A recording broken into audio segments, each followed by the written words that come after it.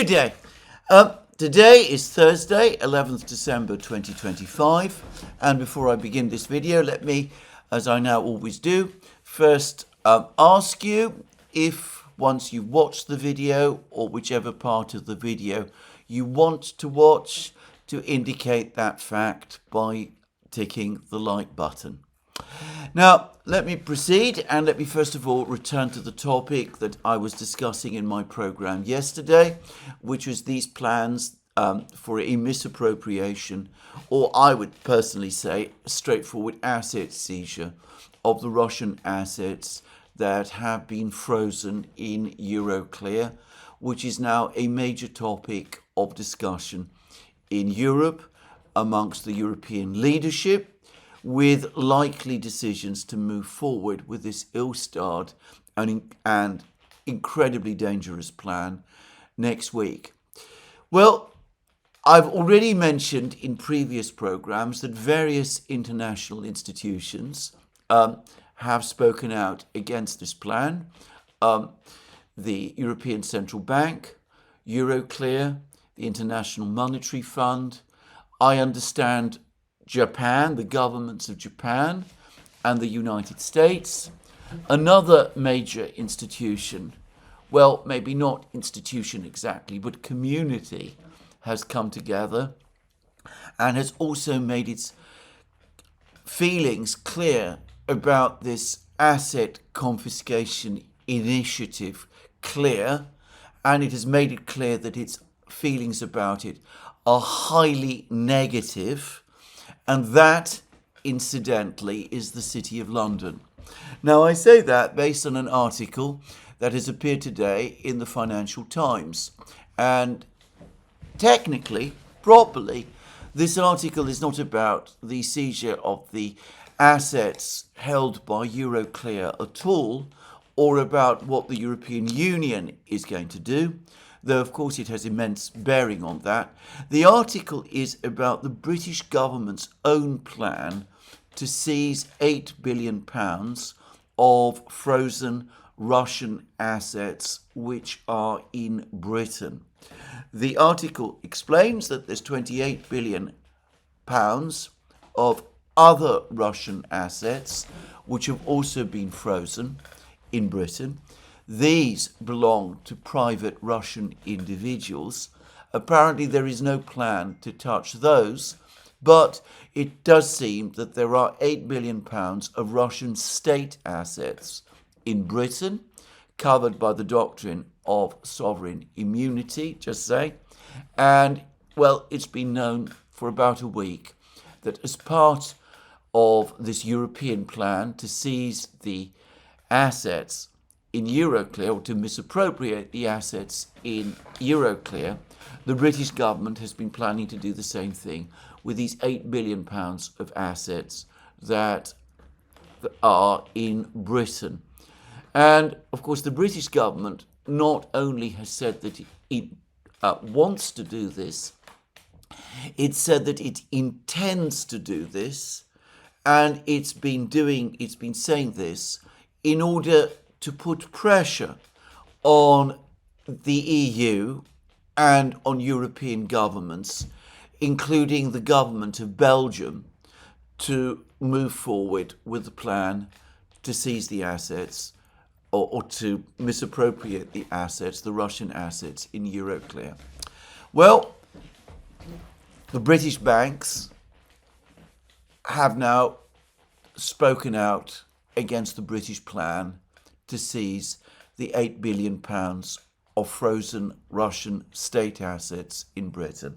And the article, its title in the Financial Times is as follows: UK bankers warn on plan to use Russian assets for loans to Ukraine. Lenders concerned they could be at significant risk of potential lawsuits from Moscow. Hold on to the words significant risks.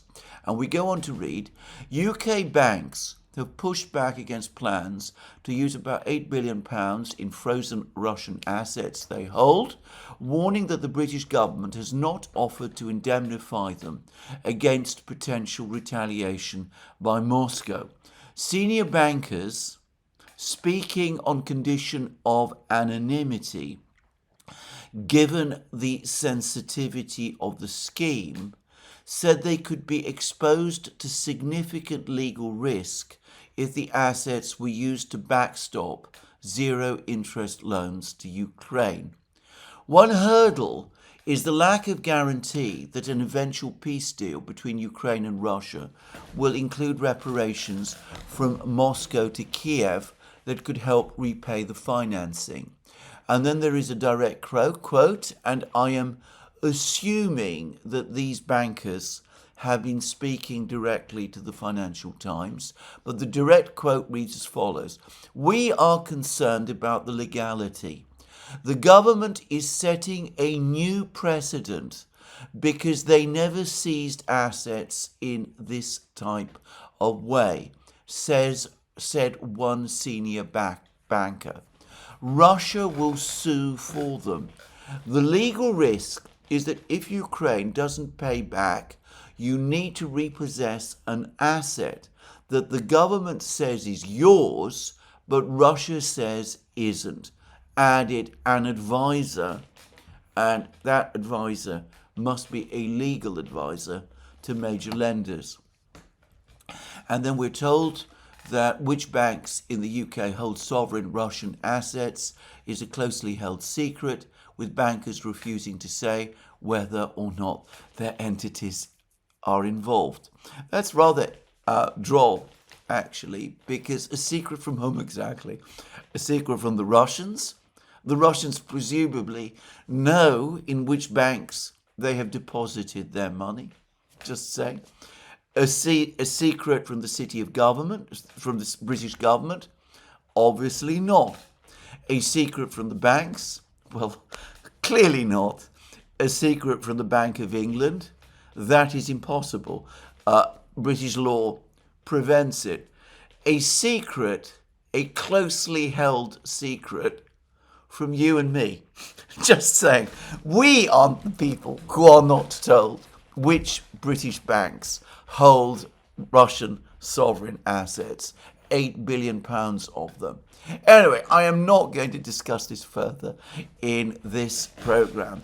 Just making that little point. But anyway, let's come back to this. So British banks, the banks that hold these assets, after getting advice, we're told that an advisor has also spoken to the Financial Times. So the advice is almost certainly legal. It probably comes from internally, from within their own compliance units. But if I know anything at all about the world of banking and the world of law and insurance in the UK, and they have been given advice. They've been given legal advice, and we know what that legal advice is because they set it all out. The banks have set it all out to the Financial Times. And by the way, I have no doubt at all, none, that they are giving this advice with the support of the bank's regulators, the British banking regulators, and the Bank of England, which of course has overall responsibility within the British system for the internal stability of the British banking system. And this is the advice that they have been given. Senior bankers, speaking on condition of anonymity, given the sensitivity of the scheme, say they could be exposed to significant legal risk if the assets were used to backstop zero-interest loans to Ukraine. One hurdle is the lack of guarantee that an eventual peace deal between Ukraine and Russia will include reparations from Moscow to Kiev that could help repay the financing. We are concerned about the legality. The government is setting a new precedent because they have never seized assets in this type of way. Russia will sue for them. The legal risk is that if Ukraine doesn't pay back, you need to repossess an asset that the government says is yours, but which Russia says isn't. Now, when bankers, when lawyers give this kind of advice, what they're saying is, this is illegal. Don't do it. When there are comments like the fact that we are concerned about the legality, well, they are concerned about the legality. When British bankers and British lawyers say, we are concerned about the legality, what they're saying is that this is not legal. When they say that the government is setting a new precedent because they have never seized assets in this type of way, what they're saying is this has never been done, and it has never been done because it is wrong. And they also say that the legal risk is that if Ukraine doesn't pay back, you need to repossess an asset that the government says is yours, but Russia says isn't. Well, they're clearly indicating that it is the Russians whose money nobody actually dispute this is, that the Russians will come back and demand their money back, and that a court, be it a court in Britain or a court is in some other place, is insisting that the money not only is Russian, but must be repaid to Russia in full, and that any loans which use these assets are collateral, are obviously not, Russia is in no sense liable for them because it never agreed for its assets to be used as collateral in that way. Now, again, I've said this previously, in a situation where the Europeans have been told by the European Central Bank, Euroclear, and the International Monetary Fund that something is illegal, logically, that should stop. In a situation where the British financial community, the banking community, is telling the British government, stop, for heaven's sake, don't do this thing, that ought to be the stop of it as well. And of course what the banks are saying is, well, look, we're not here to decide government policy for you.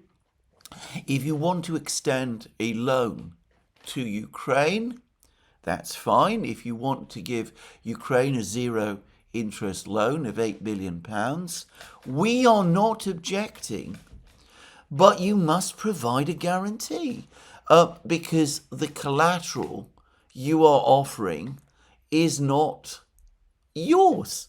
You have no right to use this asset as collateral. And that ought to be the stop of this. And can I just say that in Britain, in a major time of monetary and budgetary stress, where many people in Britain are going through difficult times, where there is overwhelming agreement that infrastructure and large parts of the welfare system are buckling, and not just the welfare system, the justice system itself is under very great financial strain because it is heavily underfunded. At a time when the British government, as it did in its recent budget, is proposing to raise taxes, well, come along and tell the British people that you're going to take on guarantees for an £8 billion loan to Ukraine, that the British government, in other words, the British taxpayer, is going to stand guarantee for an £8 billion loan to Ukraine, which Ukraine will never repay. Well, just ask people in Britain whether they support that. And the answer, I can confidently tell you, would be a resounding no. But, well, we're told by the Financial Times that UK officials declined to comment on whether the government would indemnify banks as part of its plans, which involve using the Russian assets as collateral for loans, rather than seizing them outright. So the British government is saying absolutely nothing. It might provide these guarantees, or it might not.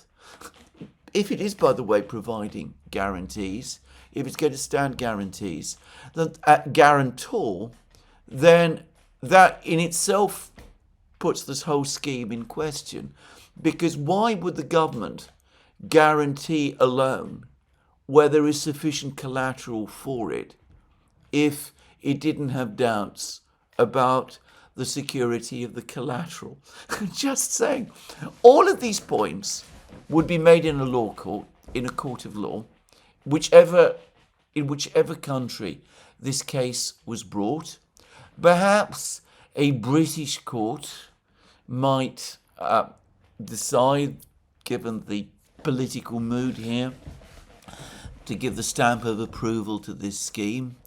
Though I have to say, my experience of the commercial court suggests to me still otherwise, but it's likely that the Russians would bring proceedings in courts in other countries, and it might not be the same decision. The decisions might not be the same there. Anyway, here we are. The Europeans, the British, trundling forward with all of this, aware that Ukraine is in a disastrous financial state. They can't stop. They can't bring themselves to stop. They are being told now by the most powerful financial institutions in the world that this is all ill-conceived, misconceived, and that they should stop. But we could see that the momentum is still to go ahead and do it. Incidentally, Bart de Wever, the Prime Minister of Belgium, in Belgium, continues to speak out against this whole scheme. He's apparently made further comments saying that he believes this scheme, the European scheme, which is not that different from the British scheme, in fact it's exactly the same as far as I can tell, that the European scheme is completely illegal. He said it's like going into an embassy and removing the furniture. That this is the kind of thing that it would be. Or rather, stealing the furniture. Well, he's obviously right. But of course, nobody in Europe wants to listen to him. All the indications are that next week, the third degree is going to be applied to him to get him to agree. I'm surprised, to be frank, that he's put up so much resistance to this scheme up to now. I'm going to make a further guess, knowing how the European Union works, that before long there will be all the usual mechanisms and devices applied inside Belgian domestic politics to undermine Bart de Wever's position as Prime Minister of Belgium, to try to replace him with somebody more accommodating, more signed up to this project. I'm fully expecting that all of that is going to happen before long. And of course, there are already hit pieces against him in parts of the media. So I'm confidently expecting all of that, though I would say that I have very strong family connections with Belgium. Members of my family live there, and they tell me that there is overwhelming support in Belgium, overwhelming public support in Belgium for Bart de Wever's position. So anyway, there it is. This is where we are going. It is incredible to me that we have reached this point. 30 years ago, if anybody had told me that the British government would even be thinking about a scheme of this kind, I would have said it was inconceivable and that it would plough on despite all of this opposition. Well, I would have thought that was inconceivable too. And the extraordinary thing is that if we're talking about politics, the world of politics, nobody is speaking out against this. Certainly not in Britain. Nigel Farage, who presents himself as the great opposition leader. He's not saying anything. In fact, he's just appointed a prominent neocon as his foreign policy advisor. Both the Labour government and the Conservative opposition support this, as do the Greens and the Liberal Party here in Britain. So there's no political dissension or even debate in Britain about enacting this scheme. The media solidly support it.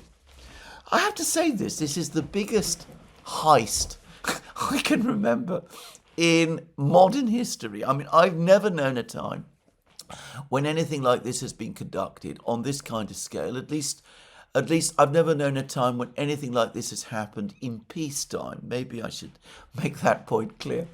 And, well, it's been carried out in public, in full open view, and nobody within the political system, within the media, within the wider commentariat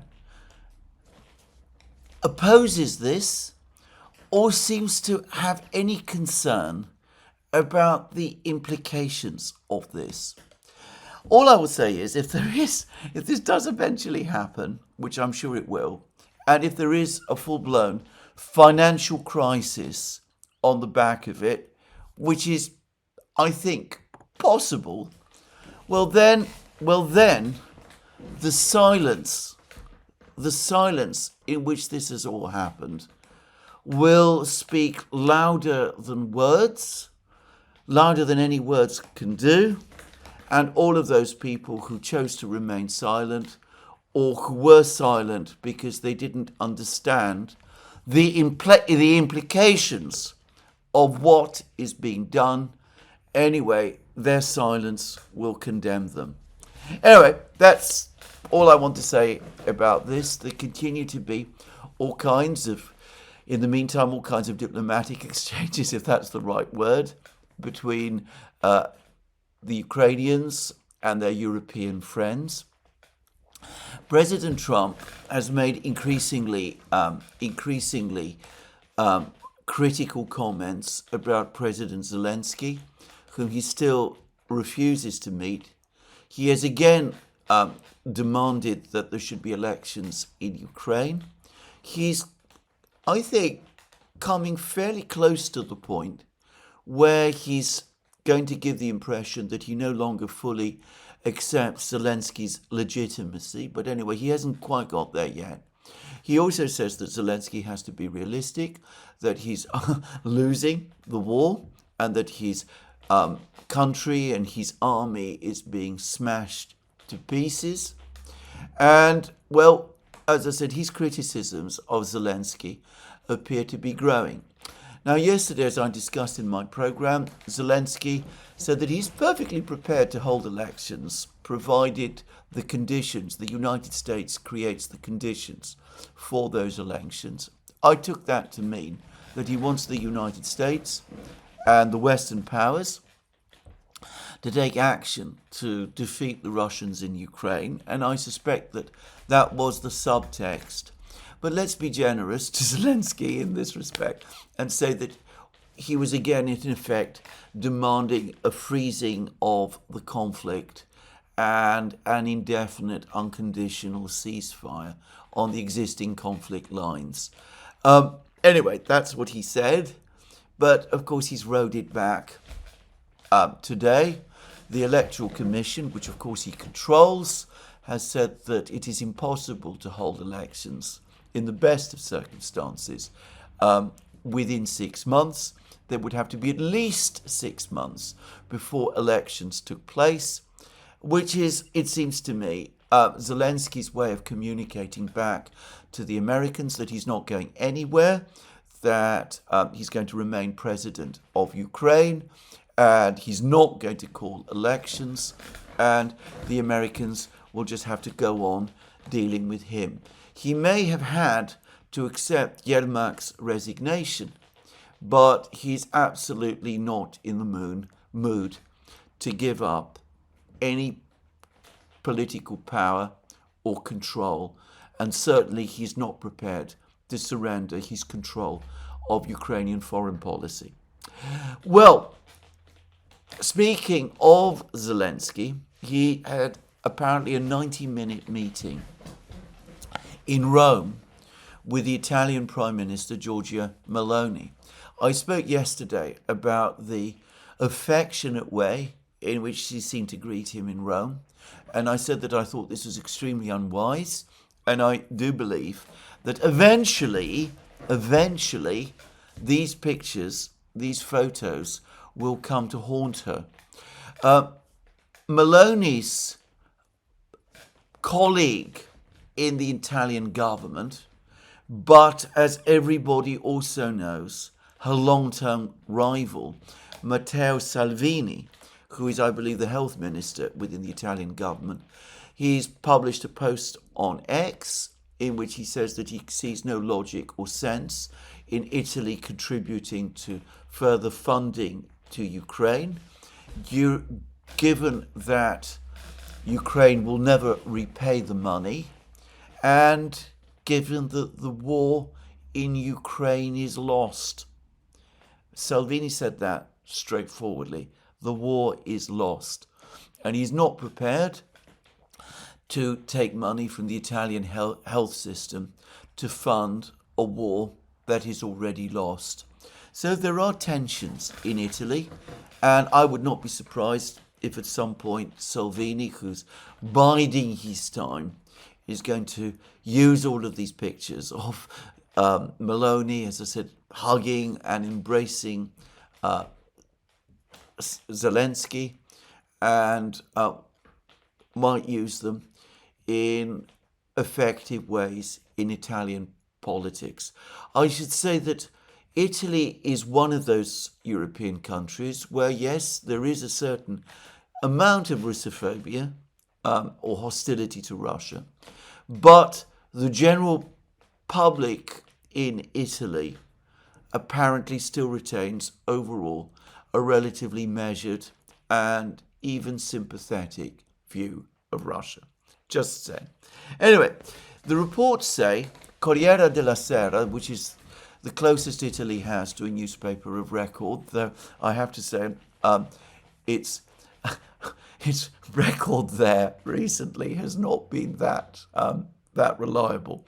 But anyway, Corriere della Sera says that, in fact, once they'd got past the hugs and the discussion continued in private, Meloni tried to get Zelensky to understand that the Americans absolutely want peace, that they want him to agree finally to territorial concessions, and that this was the message, in effect, that Meloni was conveying from the Americans to Zelensky.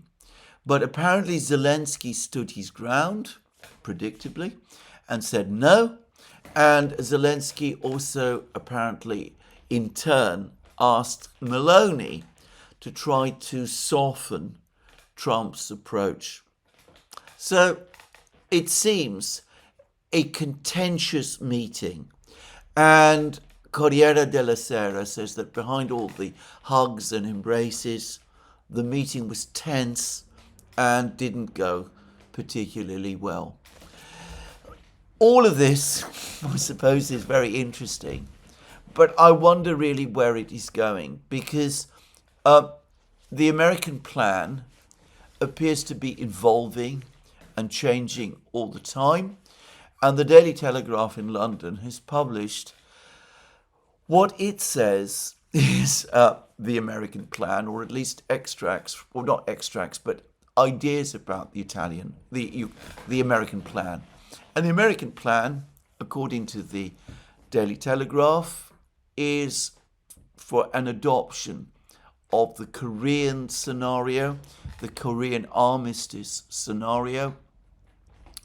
The Russians retain Donbass and other territories that they control, that there is a major demilitarized zone, that there are peacekeepers, presumably not from Europe, or who knows from where, and monitors patrolling the area, of the ceasefire, that the Zaporozhye nuclear power plant be shared between Russia and the United States, and that the United States run the nuclear power plant.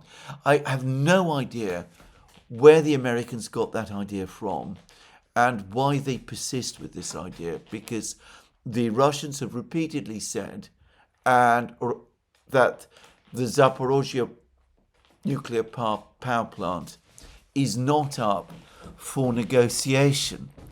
And Rosatom, Russia's nuclear power engineering conglomerate, which is one of the most powerful companies, it's a state-owned company inside Russia, has just announced that the Zaporozhye nuclear power plant has now been brought fully in line with Russian standards, and that it is now one of its assets. Just saying.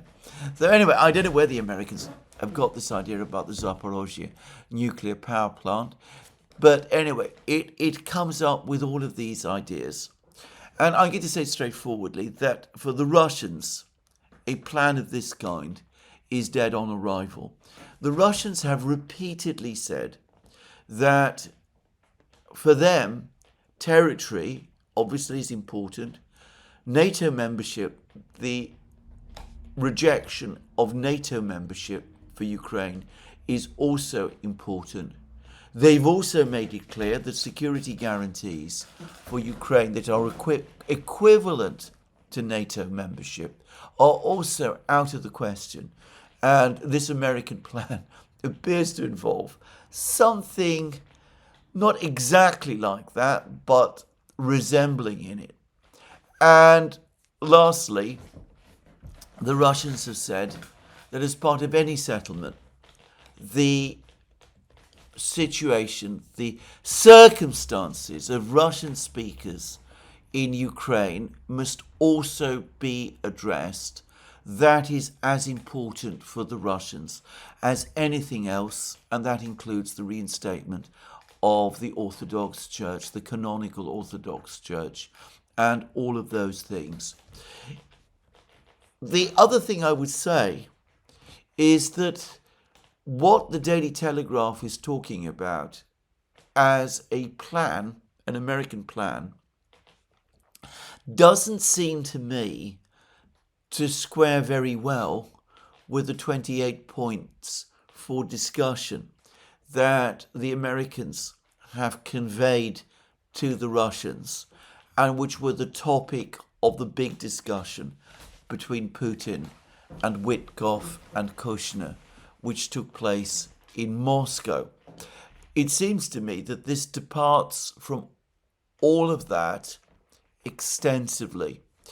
I wonder whether there are various parties in the United States, within the US government, which are now busy working on their own plan.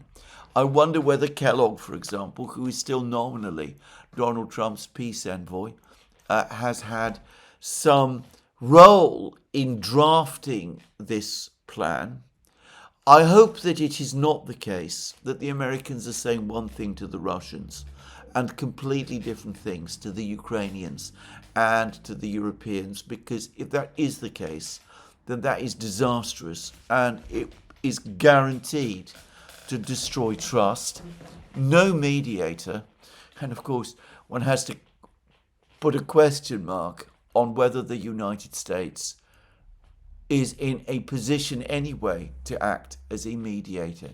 But any mediator who behaves with that kind of level of duplicity is destroying his credibility completely.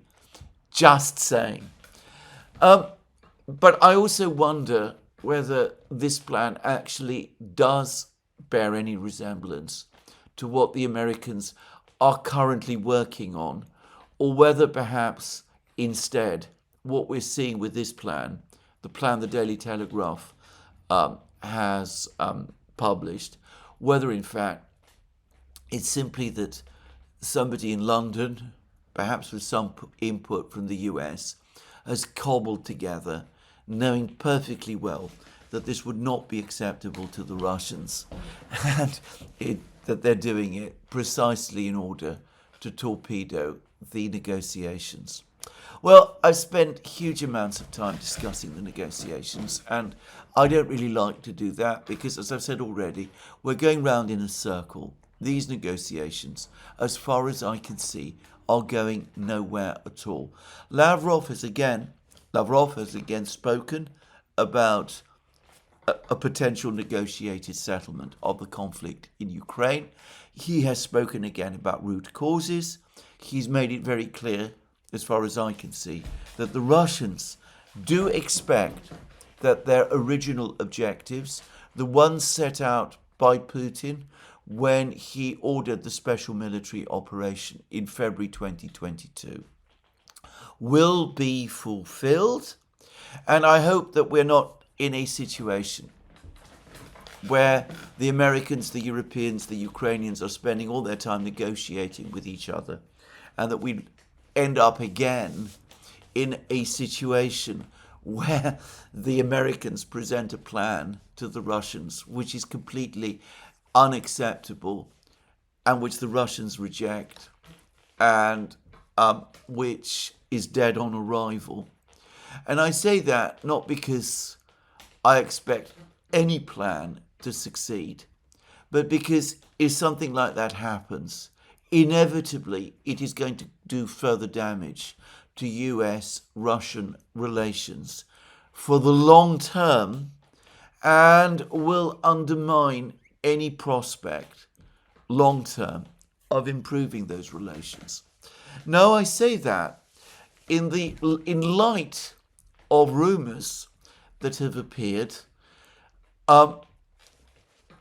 originating with one of these very interesting US military magazines, Defense One, which have appeared in the United States, which speak about another national strategy, security strategy document that the United States has prepared. I've discussed the one that was published in several videos that I have done now, and we've done a major programs about that document on the Duran. But according to Defense One, there is another document of that nature. The real strategic security document, security strategy document, which has not been published, which is being kept secret. I wonder whether that means it is classified, by the way, and which nonetheless Defense One claim that they have read, and which they therefore can assure us does indeed exist. And according to this document, supposedly, the United States is prepared to go much further than the security strategy document that has been published goes. It basically looks forward to a world not just beyond NATO, but beyond the G7, one where there is instead a new governing board managing the entire world economy and running international relations, a new board of 5, ultimately perhaps even replacing the 5 permanent members of the Security Council. And that board of 5 will consist of the United States, China, Russia, India, and Japan. And the United States supposedly will have permanent membership, permanent chairmanship, will convene the meetings, will set the agenda, and in collaboration with these 5 other great powers, will basically administer the world, run the planet in coordination with them. Now, all of this is very interesting. I wonder whether this plan actually does exist. Maybe what Defence One has seen is an earlier draft of the strategic review. In some ways, this would make sense. I mean, there are problems with this plan. I mean, if we're talking about a board of 5, well, China and Russia, of course, are close partners and allies. Presumably, the United States wants Japan to join because it needs an ally on the board that is equally loyal as China and Russia are to each other. That would leave India, by the way, as the swing state, which would put India in a very strong position. But then one wonders whether China would accept an arrangement where the United States not only has chairmanship, perhaps it would. The Chinese have often said that they don't want to replace the United States as the world's leading power, that this isn't their agenda or purpose at all. They're prepared to work within a system of American leadership. At least this is what the Chinese have said publicly, what Xi Jinping says to American leaders whenever he meets them. But, well, I still have a question mark about whether the Chinese would be willing to accept that. And I can't help but feel that China would also object strongly to granting membership in this board of 5 to Japan, with which it has extremely difficult relations indeed. The board of 5 would potentially, in that case, have 3 powers, the United States, India, and Japan, amongst its members, who would be potentially antagonistic to China. And I think that the Chinese would not be comfortable with such an arrangement at all.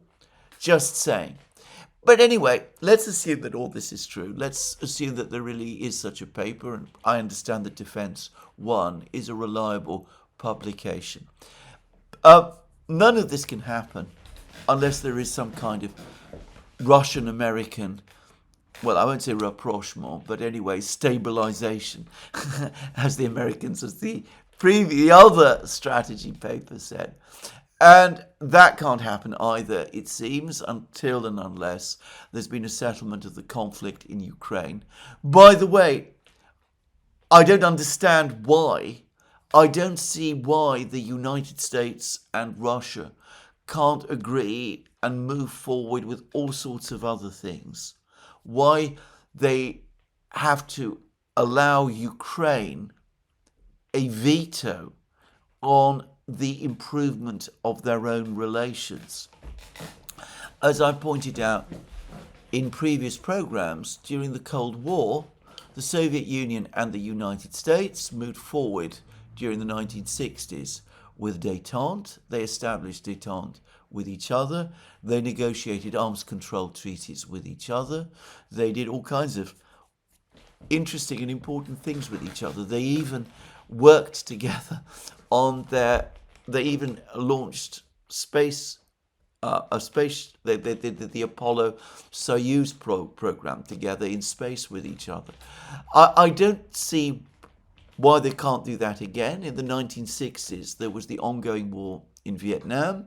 The Russians were supporting the Vietnamese, the Americans were fighting the Vietnamese, but none of that impeded the general improvement in relations between the Soviet Union and the United States at that time.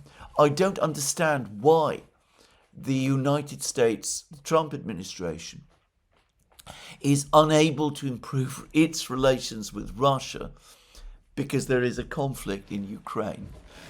But anyway, that is what the Americans have decided. That is what the Trump administration has repeatedly said. I can't imagine that it can walk that back. And to repeat again, if the Americans want a stabilization with Russia, if they really do believe that that stabilization is a core interest and a priority for the United States, then they need to understand that these plans, these proposals that are set out in this article in the Daily Telegraph, these plans for a division of Ukraine on Korean lines, that these plans are unacceptable to the Russians. And because they are unacceptable, they put in doubt that project of stabilizing relations with the Russians, which the Americans themselves have said is a core interest. So anyway, I spent a lot of time on this. I always find that I have to, because this is so convoluted and involved. But one way or the other, my own personal view is that the negotiations are not going anywhere. But I do believe that in America's own interests, or at least the Trump administration's own interests, it needs to avoid now doing things that might make its relations with Russia more difficult in the long term, given that it has itself said that stabilizing relations with Russia is a core interest and a priority for the United States. Well, that now then brings us back to the war. Now, General Sirsky has published, or has made statements about the state of the war, which, for me, don't just border on the surreal, they border on the completely fantastic.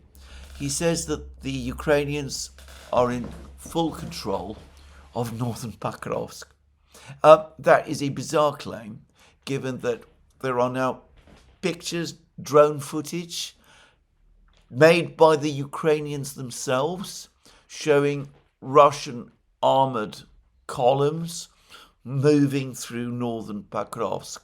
All very interesting, by the way, that the Russians are concentrating armour in northern Pakrovsk, and one wonders why, and presumably it's in anticipation of a major advance northwards.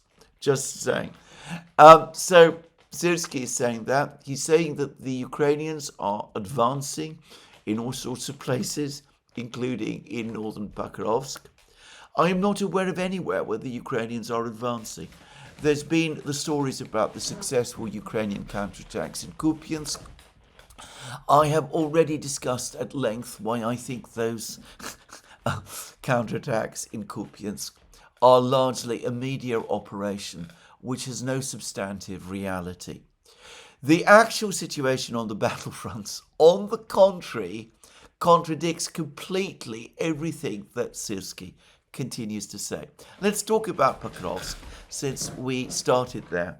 The Russian Defense Ministry has not said very much about the situation, but no longer talks about Pakrovsk, but in Mirnograd. But the mapping projects, I notice, have now all adjusted their maps, and they have now acknowledged something which I have been saying for quite a long time, that in fact the Ukrainian forces that are encircled in Mirnograd are limited now to a small territory, a small circular territory in northwestern Mirnograd. My sense is that the greater part of Mirnograd now is under Russian control. And given the terrible weather conditions and the intense bombing of these Ukrainian troops and the lack of supplies, well, the situation of the Ukrainian troops in Mirnograd must be harrowing. There have been more reports from Russians, from the Russian on the Russian internet, that the Russians have not only captured Shachova, northeast of Pakrovsk, but also most of Sofievka as well. This is in the area of the Russian breakthrough in August, and it looks as if the Russians are soon, presumably, going to make advances northwards, maybe towards Dobropilia. Maybe that's what all that Russian armour in Pokrovsk is for. And that will mean recapturing places like Zoloty Kolodyaz and Kucherov Yar in the same area of the Russian breakthrough. But it's also probably connected to the battle in Konstantinovka and a potential Russian advance on the town of Druzhivka and encirclement of the Ukrainian troops in Konstantinovka.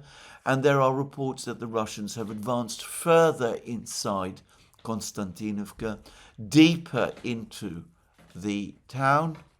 And, well, about 2 weeks ago, the Russian commander in the area said that by mid-December, he expected the Russians to be in control of most of Konstantinovka.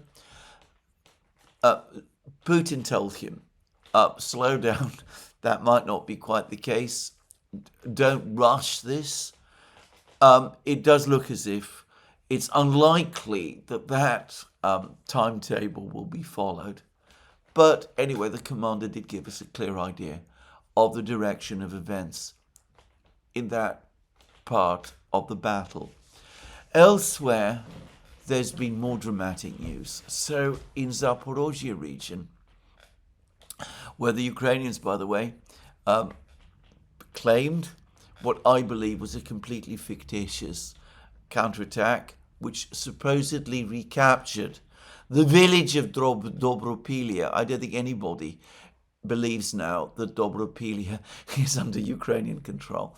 But anyway, where in the area of eastern Zaporozhye region, apparently drone footage has appeared, provided by the Ukrainians themselves, which shows the Russians in southern Huiliapole beyond the Ganshur River.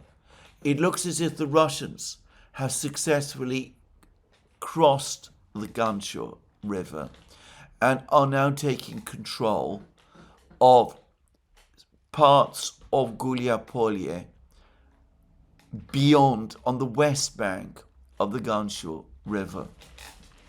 Now, it has been said that if the Russians successfully cross the Ganshur River and consolidate, then the entire Ukrainian position in Huiliapole is in jeopardy, and that this strategically important town will fall.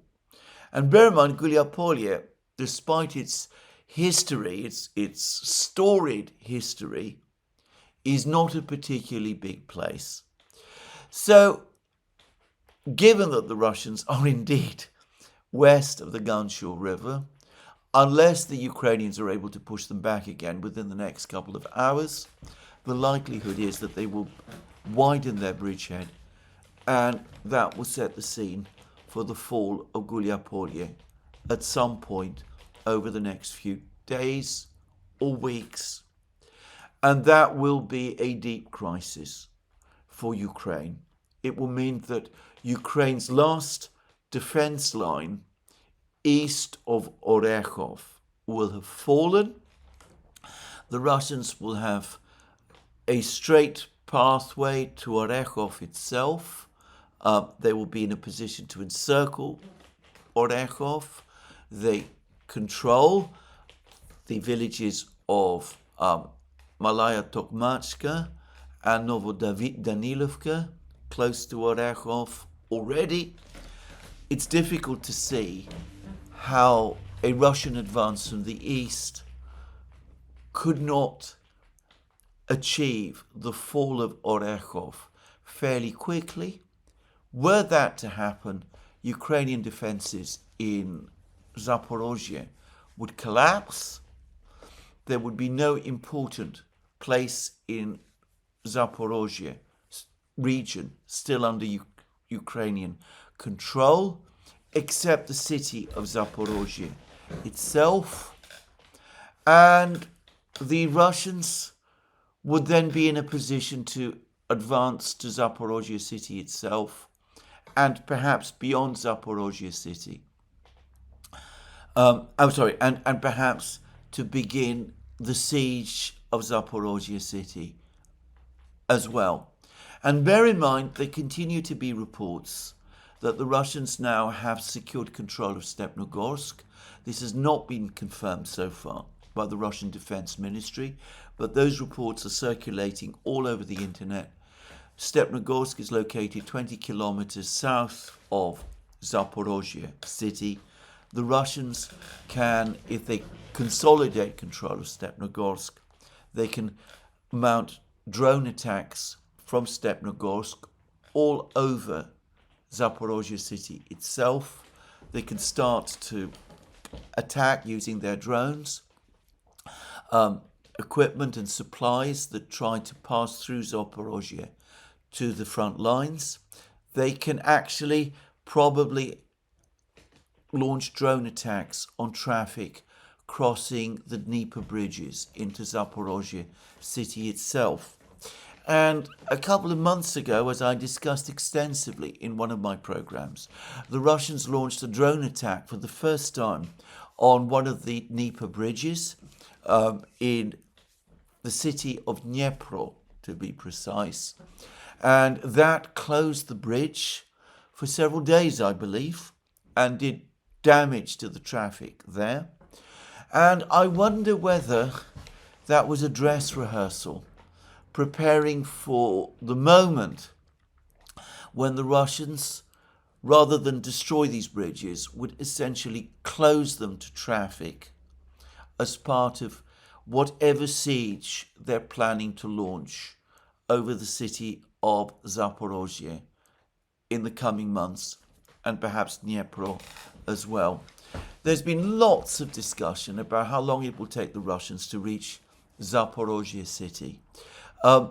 Some are suggesting that they could reach Zaporozhye city in about 6 months' time if Huiliapole falls by midsummer of 2026 or by the autumn of 2026.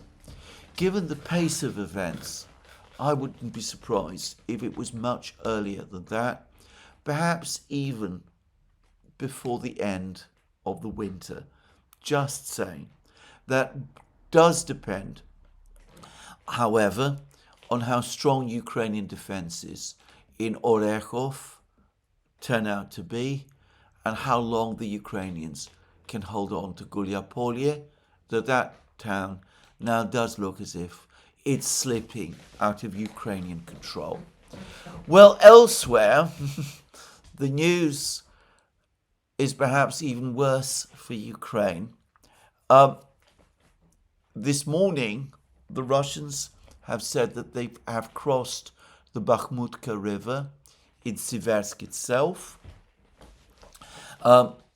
Roughly 20% of Siversk lies to the west of the Bakhmutka River. Around 80% is on the eastern side of the Bakhmutka River. I believe, and I think this is now widely accepted, that the Russians control all of Siversk on the east bank of the Bakhmutka River. And our old friend Andrei Marochko has been discussing the situation in Siversk. He said that the Russians control 75% of Siversk securely, including the center of the town. And the Ukrainians, as he put it, still have some fire control over 25%. That is to say, the 25% west of the Bakhmutka River, on the west bank of the Bakhmutka River. But he also said that the Russians are in the process of clearing the Ukrainians out of this territory. So it is beginning to look as if Siversk, the defense of Siversk, has collapsed. And I said that the Ukrainian garrison in Siversk has really only one escape route left, which is across the fields to the southwest to the important village of Rai Alexandrovka. Well, interestingly, the Russians seem to be now launching attacks towards this village from the east, towards Rai Alexandrovka as well. And I wonder whether the purpose of these attacks is not so much to capture Rai Alexandrovka immediately, but rather to cut off or to intercept the Ukrainian troops fleeing from Siversk towards Rai Alexandrovka across the fields. So it could be that within the next few hours, the Russian Defense Ministry will announce the fall of Siversk and perhaps of Stepnogorsk and Shachova and Sofievka as well. Maybe Huiliapole and Mirnograd. It's still some way to go, but probably the announcements of their fall will come at some point within the next few days. And this concentration of Russian armour north of Pokrovsk, frankly, has some really rather concerning effects for the Ukrainians. I wonder what it means, whether it means a Russian advance to Dobropilia or a Russian advance westwards towards Pavlograd and the city of Dnipro. And by the way, the Russian Defense Ministry today also said that the mopping up of Grishino continues, and again, the implication seems to be that that is coming to its end. Incidentally, and just finishing this military summary, the summary of the situation on the military lines, the Russians have also, the Russian Defense Ministry also said that the Russians are now finishing, or at least that they're still clearing up, mopping up the encircled Ukrainian troops in the Kupiansk area east of the Oskol River. I noticed that the words in the Russian Defense Ministry report were highlighted. I wonder whether that was done because the Russians are about to announce the extinguishing of that Ukrainian grouping, that cauldron has now collapsed. Well, it's not only bad news on the front lines. The Russians conducted another big missile and drone strike on Ukraine. Many missiles, many drones, much damage. Again, lots of reports of energy cut-offs across Ukraine. And by the way, there have been protests in Kiev by some people against the electricity shortages as well. Though frankly, given the reality of these strikes, one does wonder what the Ukrainian authorities could do to prevent these electricity shortages, short of ending the war. The official, one of the officials who's in charge of the Ukrainian energy system, has now come out and said that the system has now exhausted its capabilities for repair.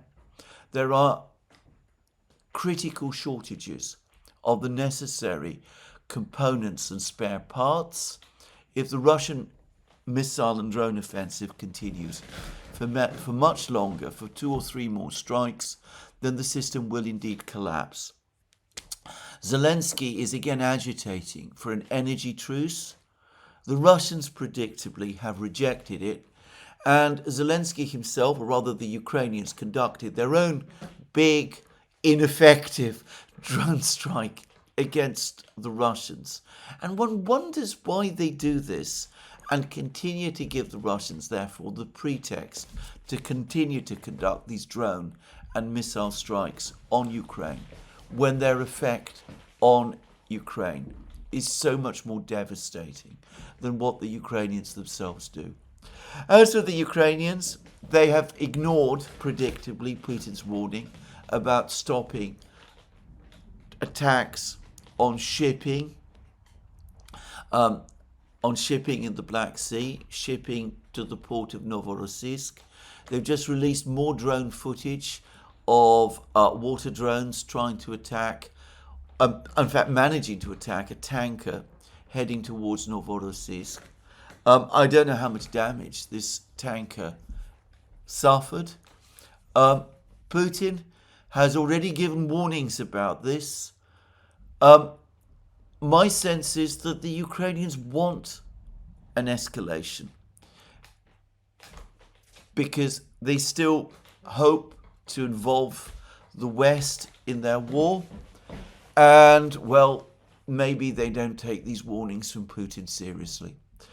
I suspect that the Russians will respond. We will see how they respond. Perhaps convoys of ships, convoys of warships to protect these tankers will be established. Perhaps the Russians will work to establish joint convoys with the Turks, who also have an interest in protecting their special economic zone. The Turks have protested against these Ukrainian attacks. Perhaps discussions about setting up these joint operations are already underway. Just saying. Meanwhile, the United States has taken the extraordinary step of seizing a tanker with Venezuelan oil in the Caribbean. On the Duran, we've done a big program about this very thing. All I'm going to say about it in this program is that this is indeed a serious escalation, and I wonder whether it's leading to a sea blockade of the Venezuelan coast. It looks as if the idea of a decapitation strike or an invasion of Venezuela has been put on hold, and maybe instead we're looking now at sea blockades. Well, I do ask the question in that case, and this is what I'm going to end this program with: how does seizing tankers square with a campaign against drug trafficking? I mean, I don't see the connection. I will, of course, return to this topic in more depth in future programs, but this whole operation in the Caribbean has up to now been justified as an anti-drugs operation against drug smugglers. How does seizing a tanker with oil, how is that to be reconciled with this? Anyway, that's for Donald Trump's spin doctors to work out. This is where I'm going to finish my program today. Let me remind you again, you can find all our programs on our various platforms, Locals, Rumble and X, and also on our Substack site. Please also remember that you can support us via Patreon and Subscribestar, and by going to our shop, links under this video. Last but not least, if you've liked this video, please remember to tick the like button and to check your subscription to this channel. That's me for today. More from me soon. Have a very good day.